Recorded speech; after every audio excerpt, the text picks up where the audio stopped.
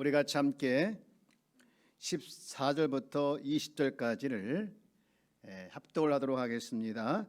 삼손이 레이의 이름에 블레 사람들이 그에게로 마주 나가며 소리 지를 때 여호와의 영이 삼손에게 갑자기 임하심에 그의 팔 위에 밧줄이 불탄 삼과 같이 그의 결박된 손에서 떨어진지라. 삼손이 날개의 새 턱뼈를 보고 손을 내밀어 집어들고 그것으로 1000명을 죽이고 이르되 나귀의 턱뼈로 한 더미 두 더미를 쌓았으며 나귀의 턱뼈로 내가 1000명을 죽였도다 하니라. 그가 말을 마치고 턱뼈를 자기 손에서 내 던지고 그것을 라마 레이라 이름하였더라.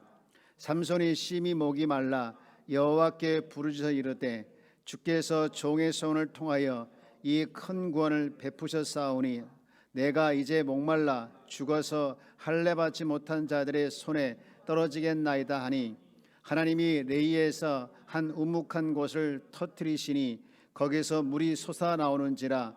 삼손이 그것을 마시고 정신이 회복되어 소생하니 그러므로 그 샘 이름을 에낙고레라 불렀으며 그 샘이 오늘까지 레이에 있더라.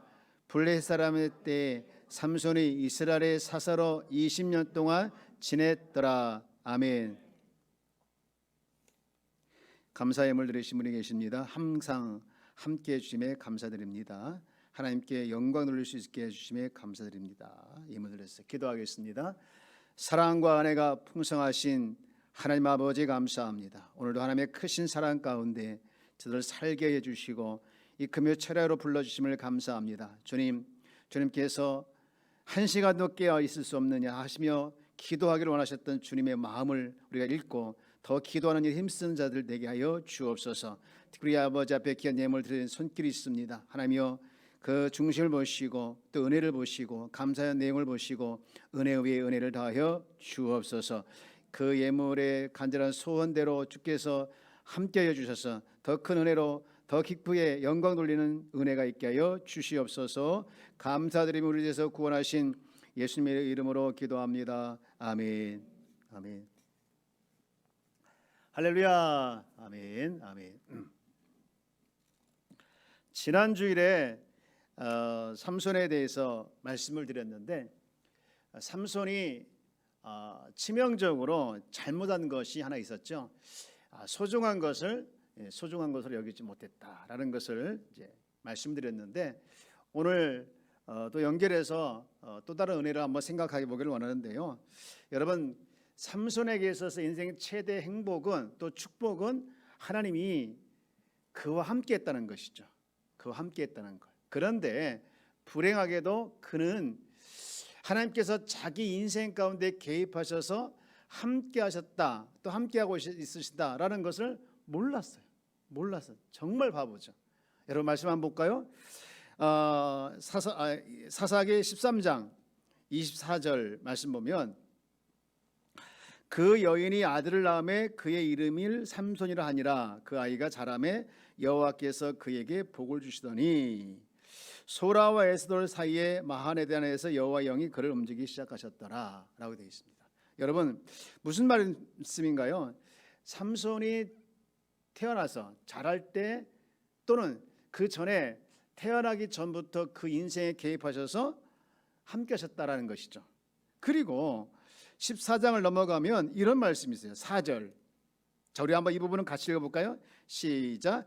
그때에 블레 사람이 이스라엘을 다스린 까닭에 삼손이 틈을 타서 블레 사람을 치려 함이었으나 그의 부모는 이 일이 여호와께로부터 나온 것인 줄을 알지 못하였더라.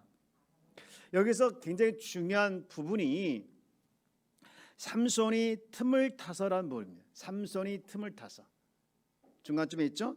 근데 여기를 원문대로 이 번역을 하면 그가 이 틈을 타서 이렇게 번역할 수 있어요. 그가 이 틈을 타서 번역할 수 있는데 그러면 여기에서 나오는 그가 누구냐? 대부분의 학자들이 우리 한글 성경에 나와 있는 삼손이 아니라 바로 여호와 하나님이시다 이렇게 이야기합니다. 여러분 표주세무록에도 똑같은 말을 이렇게 번역해 놨는데요.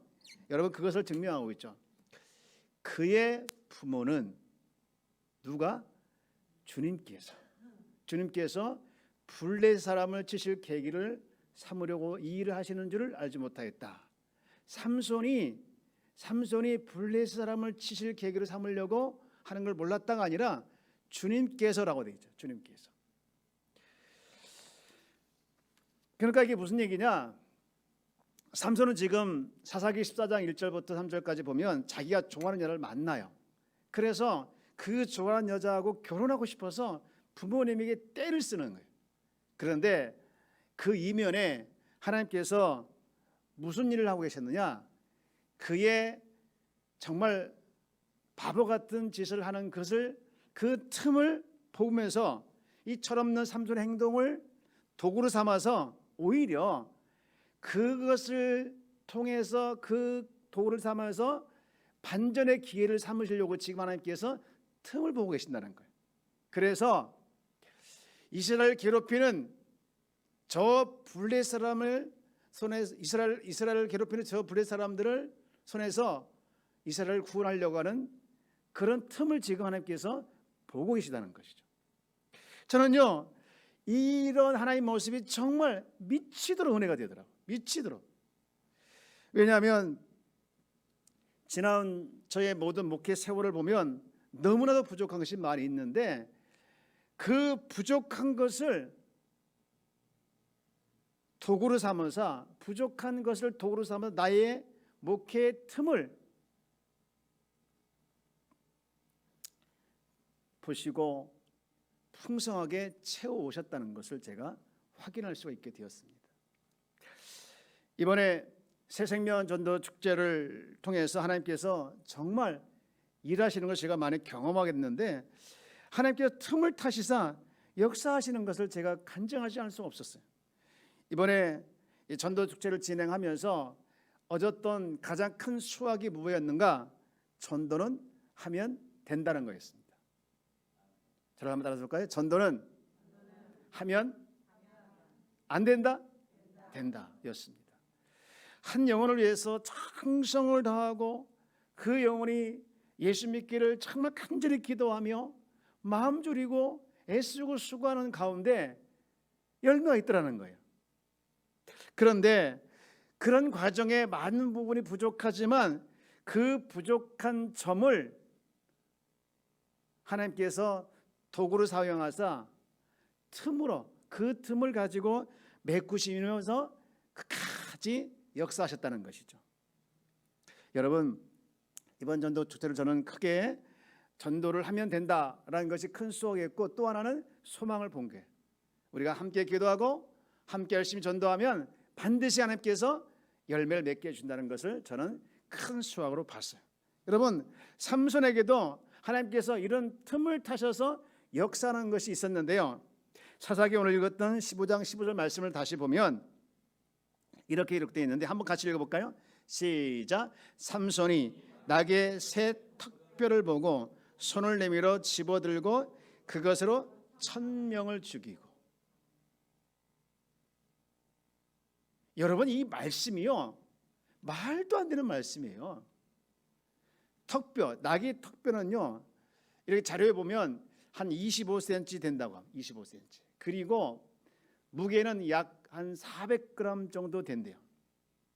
그런데 이 낙에는요, 초식 동물이기 때문에 고기를 안 먹잖아요. 그래서 뼈가 약해요.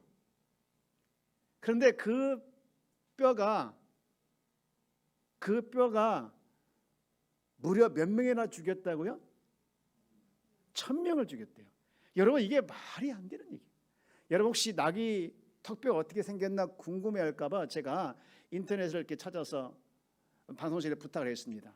좀 띄워달라고. 여러분, 이렇게 생겼어요.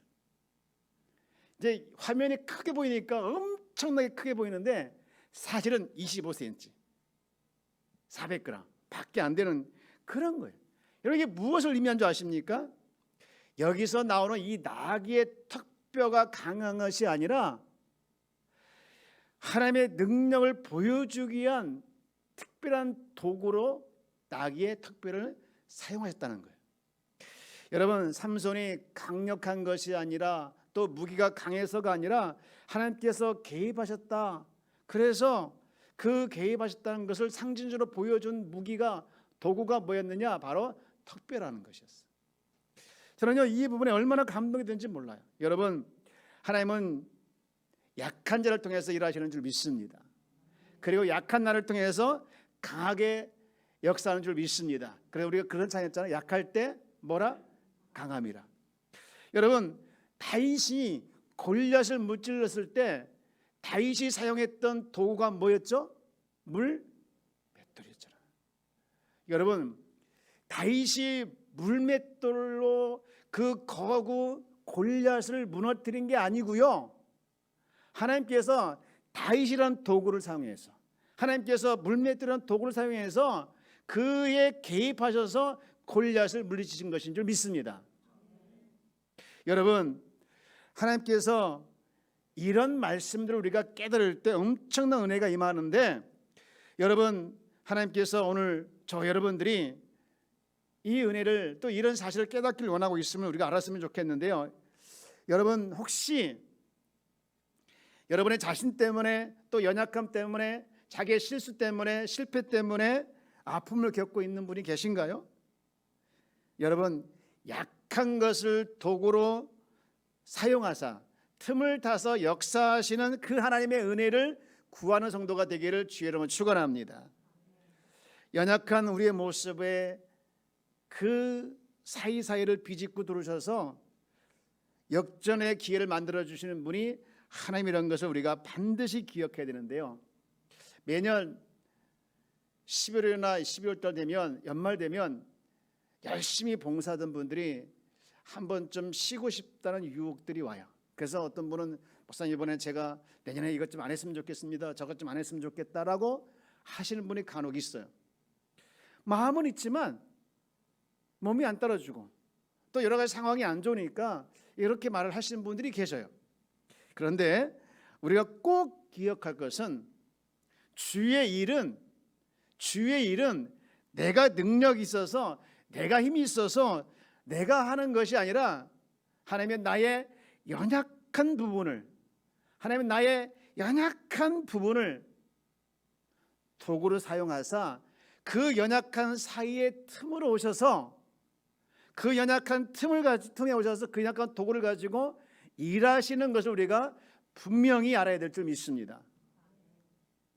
그러므로 우리는 매년 매순간 틈을 타서 일하시는 하나님의 은혜를 구하는 저와 여러분들 다 되어지기를 주의 여러분 축원합니다.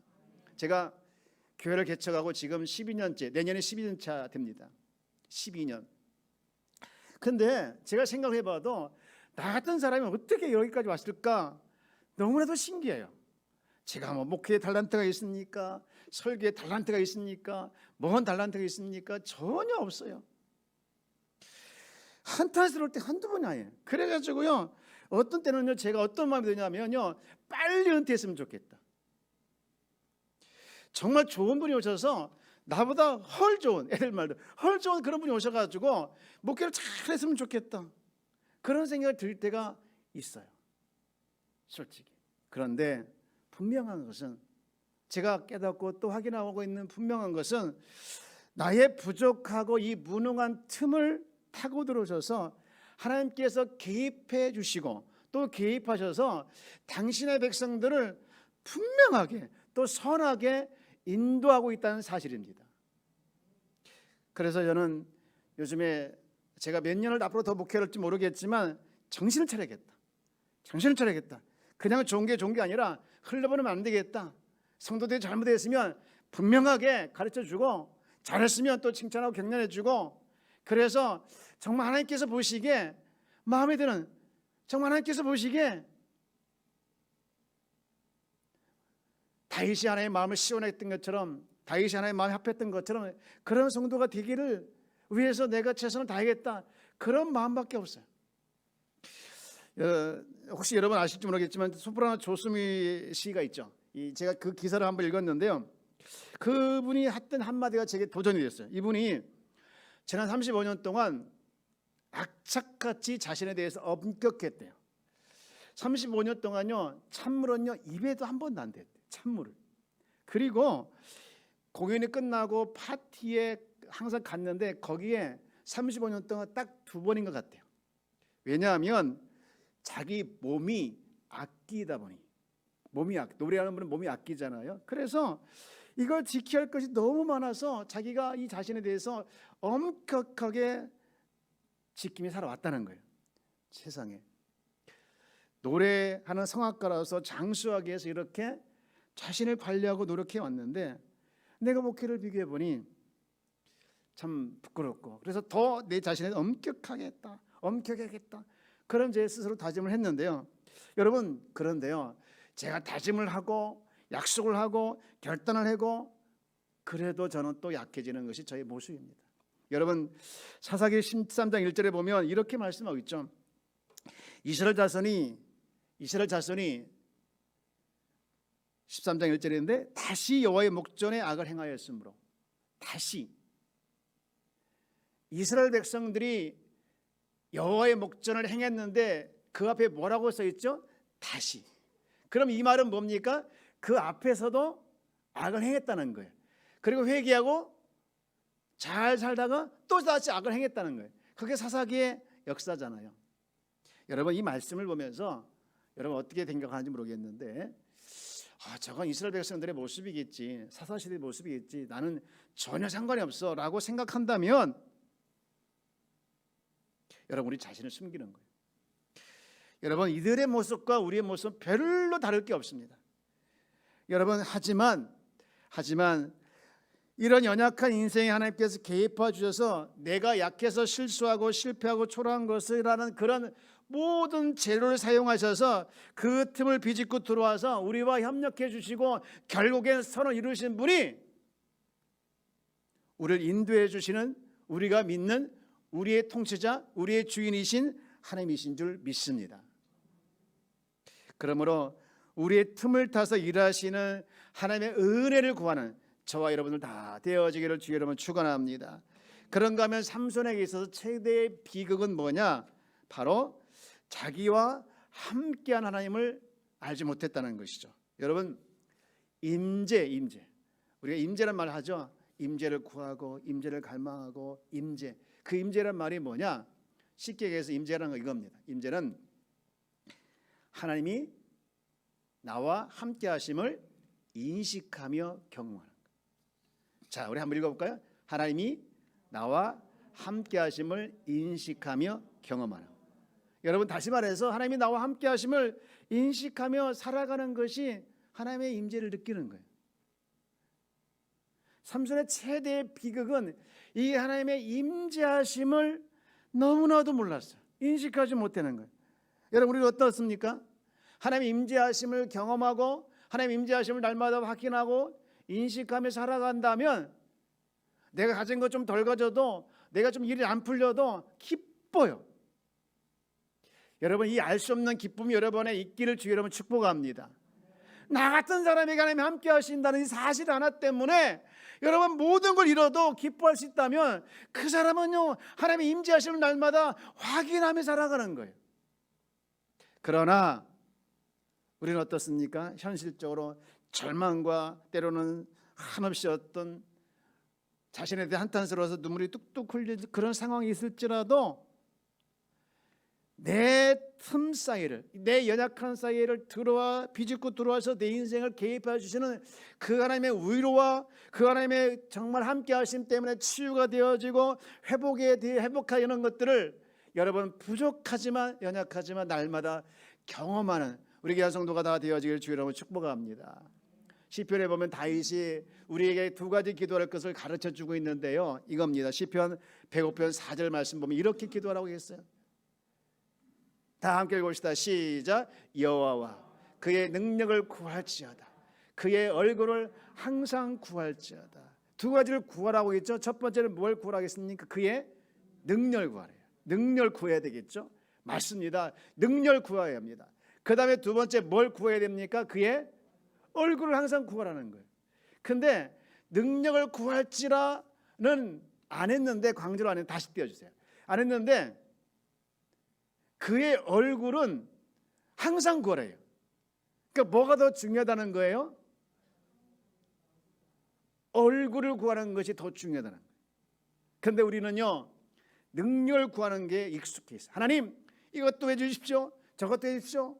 하나님 이것도 고쳐주시고 저것도 고쳐주시고. 우리는 하나님 손에 있는 것들을 너무 많이 구합니다.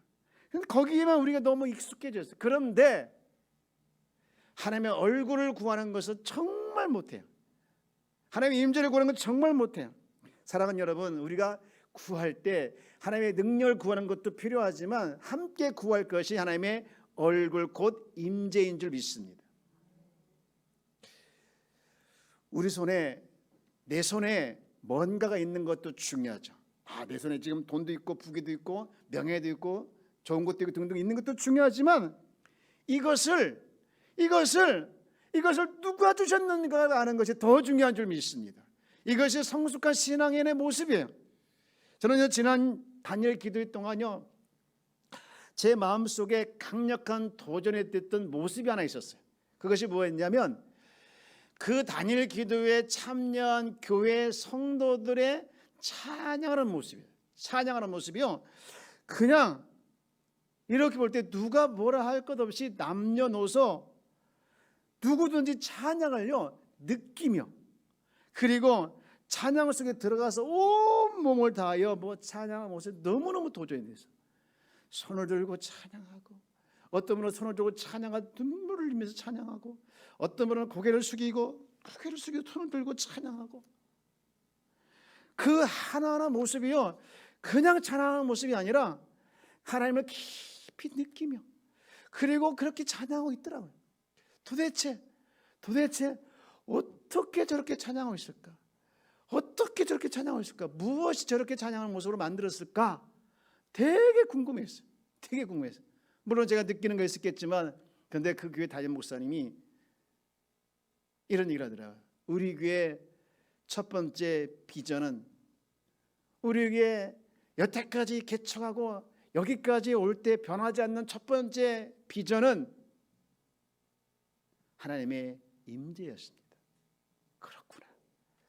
저 교회가 저렇게 하나님의 임재를 갈망하고, 저 교회가 저렇게 하나님의 임재를 갈급해하고 비전의 첫 번째를 두고 있으니 모든 성도가 변함없이 저렇게 찬양 속에, 하나님의 임재 속에 들어가서 찬양하는 모습이 있구나라는 것을 제가 답을 얻었어요. 사랑하는 여러분, 우리는 요셉이 노예로 팔려간 것 알죠? 누구들에 의해서 팔려갔죠? 형들이 팔았잖아요. 그런데 나중에 요셉이 잘 됐어요. 정말 잘 됐어요. 그런데 잘 됐는데 그 요셉을 찾아온 사람들이 많았는데 그 중에 누가 찾아왔느냐? 자기를 팔았던 형들이 찾아왔어요. 여러분, 입장을 바꾸는 생각해 보십시오. 여러분들을 모함에 빠뜨리고, 여러분들을 손에 속여보고, 여러분들을 힘들게 했던 원수 같은 사람을 안 보다가 내가 잘 됐는데 나한테 언젠가 나한테 도움을 청하러 왔어요. 그러면 어떻게 하겠습니까? 저는요, 솔직하게 한 대 때려주고 원수를 아주 그냥 단단히 갚을 것 같아요. 그런데요, 우리가 잘 알고 있는 것처럼 요셉이 뭐라고 합니까? 창세기 45장 5절 말씀 볼게요. 당신들이 나를 이곳에 팔았다고 해서 근심하지 마세요. 한탄하지 마세요. 하나님이 생명을 구원하시려고 나를 당신들보다 먼저 보내셨습니다. 참, 이렇게 얘기하는 거예요. 그리고 8절 내려가 보시죠. 8절에 뭐라고 합니까? 같이 한번 읽어볼까요? 시작. 그런즉 나를 이르러 보낸 이들은 당신들이 아니요 하나님이시라. 하나님이 나로 바로 이게 아버지를 삼으시고 그 온 집의 주로 삼으시며 애굽 온 땅의 통치자로 삼으셨나이다. 여러분, 이렇게 고백하는 요셉의 마음에는 도대체 뭐가 들어가 있느냐? 어떤 상태냐? 어떻게 보면 자신의 인생을 망가뜨린 형들, 원수 같은 형들을 복수할 수 있는 기회였지만 그는 오히려 형들에게 용서를 선포하는 거예요. 형님들, 여기로 저를 팔았다고 해서 한탄하거나 근심하지 마세요. 제 인생의 최고의 위기 때 제 인생의 최고의 위기 때 그 틈을 비집고 찾아오신 하나님이 내 인생에 개입하신 오늘의 결과입니다. 저는요, 형들에게 원한 맺힌 게 하나도 없습니다. 어째서 이런 일이? 제가 한번 질문해 볼까요? 원수를 용서해 준 사람이 있고 용서받은 사람이 있어요. 그러면 용서받은 사람이 기쁠까요? 용서해 준 사람이 기쁠까요? 아니 잘못했네 질문을. 용서받은 사람이 더 기쁠까요? 용서해 준 사람이 더 기쁠까요? 빨리빨리 말해봐요. 누가? 용서해 준 사람 1번, 용서받은 사람 2번. 어떤 거예요? 1번. 용서해 준 사람보다 용서받은 사람이 더 기뻐요. 왜냐? 용서해 줄 때 얼마나 힘들겠습니까? 그 해줄 때까지 해줘도 당장 마음에 확 기쁨이 안 찾아와요. 그런데 용서받은 사람은 좋아요. 그렇지만 요셉도 좋았을 거예요. 사랑하는 여러분, 요셉의 인생에 개입하신 하나님은 오늘 똑같이 우리 인생에 개입해 주실 줄 믿습니다. 아니, 개입하고 있는 줄 믿습니다. 그러므로 우리는 하나님의 이 임재하심을 언제나 나와 함께하고 있다는 이 사실에 대해서 우리가 확신하며 살아가는 것 너무나도 소중한 줄 믿습니다. 근데 불행하게도 삼손은 그것을 몰랐어요. 그런데 언제 그가 하나님의 함께하심을 깨닫는지 아십니까? 우리 한번 찾아볼게요. 사사기 15장 18절 말씀 봅시다. 시작. 삼손이 심히 목이 말라 여호와께 부르짖어 이르되 주께서 종의 손을 통하여 이 큰 구원을 베푸셨사오나 내가 이제 목말라 죽어서 할례 받지 못한 자들의 손에 떨어지겠나이다니. 여러분, 고난 당할 때 삼손이 깨닫게 된 거예요. 그렇다면 이 고난이라고 해서 어떻게 보면 유익이 있네요. 삼손의 입장에 봤을 때 두 가지 유익이 있는데 첫 번째 유익이 뭐냐면 고난을 통해서 그는 하나님의 임재함을 경험하게 된 거예요. 아까 18절 시작에 보면 삼손이 목이 말라서 여호와께 부르요. 목이 마르니까 그때 하나님을 찾은 거예요. 그리고 하나님께서 그의 간절한 기도대로 들어주셔서 물을 먹게 하잖아요. 문득 이 사실을 보면서 이 고난이라고 하는 것은 때로는 하나님을 경험하게 되는 기회가 될 뿐만 아니라 또 하나님께 부르짖게 하는 도구가 되는구나 라는 생각이 되어지면서 이 고난도 때로는 유익하구나 그런 생각하게 되는 거예요. 삼손을 보면. 그리고 또 하나는 뭐냐, 삼손이 찾아온 또 하나의 유익이 있는데 그것이 뭐냐, 다시 18절 말씀 볼게요. 삼손의 심히 목이 말라 여호와께 부르짖어 이르되 주께서 자기를 향해서 누구라고 부릅니까? 종이라고 그러는 거예요. 종. 여태까지 삼손이 언제 봐도 종이란 말 한 번도 안 했어요. 자기가 힘이 센 줄 알고 자기가 잘난 줄 알고 힘 자랑만 했지 여자 공무님을 쫓아다녔지 한 번도 내가 하나님으로부터 선택받은 나시린이야 라고 생각하지 않았어요. 주의 종이라고 생각하지 않았어요. 그런데 이제서야 고난당하니까 이제서야 뭐라고 합니까? 아, 주의 종이라고 하는, 종이라는 스스로 자기 정체성을 깨닫게 된 거예요. 사랑하는 여러분, 여기 앉아 계신 분들은 대개 보면 오랫동안 신앙생활 하신 분들이라고 생각이 되어져요. 물론 온라인으로 예배드리는 것도 마찬가지겠죠. 그런데 내가 지금까지 신앙생활을 하고 있지만, 내가 지금까지 신앙생활을 하고 있다고 생각하고 자부하고 있지만 하나님의 내가 임재하심을 내가 느끼지 못하고 있다고 하면, 여러분, 오랫동안 신앙생활을 했다 할지라도 삼손과 같이 똑같이 불행한 사람.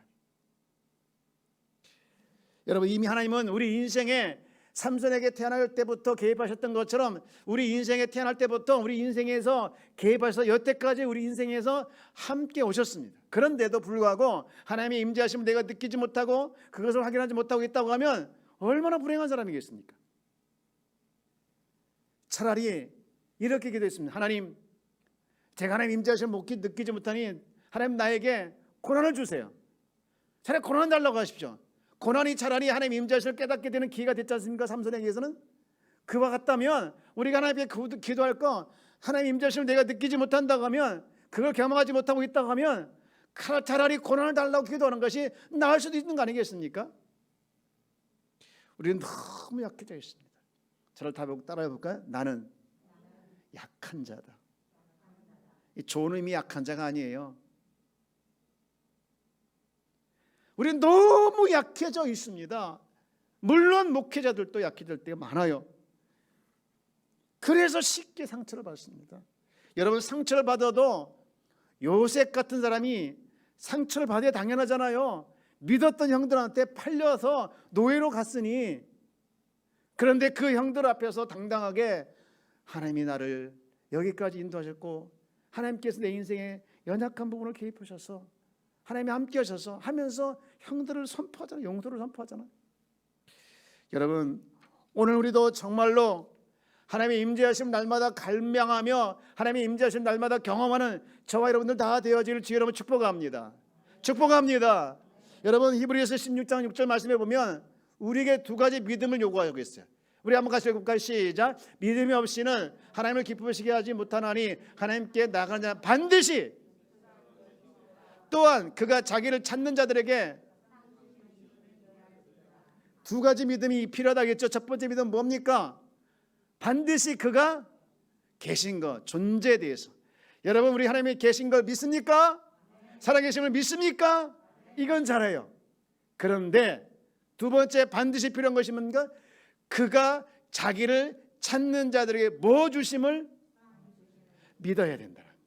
하나님은요, 자기를 찾는 자에게 관심밖에 두지 아니하고 관심을 가지시고 있다는 거예요. 그런데 여러분, 여기서 말하고 있는 상은 뭘까요? 자기를 찾는 자들에게 상 주심을 믿어야 할지라. 여기서 말하고 상이 뭘까요? 상. 이게 정말 중요한 건데요. 상은요, 다른 것이 아니고요, 하나님 자신인 줄 믿습니다. 하나님 자신이 상이에요. 여러분, 창세기 15장 1절 말씀 볼까요? 이후에 여호와의 말씀이 환상 중에 아브라함에게 임하여 이르시되 아브라함아 두려워하지 말라. 나는, 하나님이 얘기하시는 거예요. 나는 너의 내 방패요, 나는 너의 지극히 큰 뭐니라? 하나님이 우리의 상인 줄 믿습니다. 여러분, 우리가 두 가지 확실한 믿음, 하나님이 살아계시다는 것을 믿는 믿음, 하나님 나아갈 때 우리가 두 가지 믿음이 반드시 필요하다는 거예요. 첫 번째가 하나님이 계시다는 믿음, 그리고 그를 찾는 자에게 하나님 존재이신 그분이 우리 가운데 찾아오신다는 것을 확신하는 믿음을 우리가 갖고 하나님 앞에 나와야 될 줄 믿습니다. 이제 말씀을 마치고자 합니다. 사랑하는 여러분, 하나님의 임재를 갈망하시기 바랍니다. 하나님의 임재를 너무나도 갈망하고 너무나도 갈급해하길 주의 여러분 축복합니다. 찬송은 그렇게 부르죠. 빈들의 마른 불같이 시들은 나의 영혼. 그래서 우리의 영혼이 뭡니까? 갈급한 내 심령 위에 뭐가 내리듯? 단비가 내리듯 성령의 단비를 우리가 구한다라는 찬양을 하지만 내 기도 속에, 내 믿음 속에, 내 신앙 속에 그것이 약해지고 그것이 멈춰졌다면 우리는 불행한 자예요. 하나님, 우리가 불행한 자로 살아가기를 원하지 않고 있습니다. 우리 불행한 자가 되지 않기를 원하고 있습니다. 그러므로 여러분 마음속에 이제부터라도 불행한 자가 아닌 이미 하나님께서 개입하실 그 하나님을 찾는 자가 되어져서 실제 하나님을 날마다 여러분 삶의 현장에서 가장 힘들고 어려울 때 함께 하시는 그 하나님을 인하여서 말할 수 없는, 뺏길 수 없는 기쁨이 넘치길 주여 여러분 축복합니다. 여러분, 오늘 하루 여러분을 무엇이 힘들게 했습니까? 무엇이 연약하게 만들었습니까? 실패와 좌절에 대해서 자리에서 하나님이 안 계시면 실망할 수밖에 없지만 하나님이 계시니까 실망할 필요 없고 낙심할 필요 없고 오히려 더 당당해지는 것이 우리의 모습인 줄 믿습니다. 여러분, 저를 한번 따라서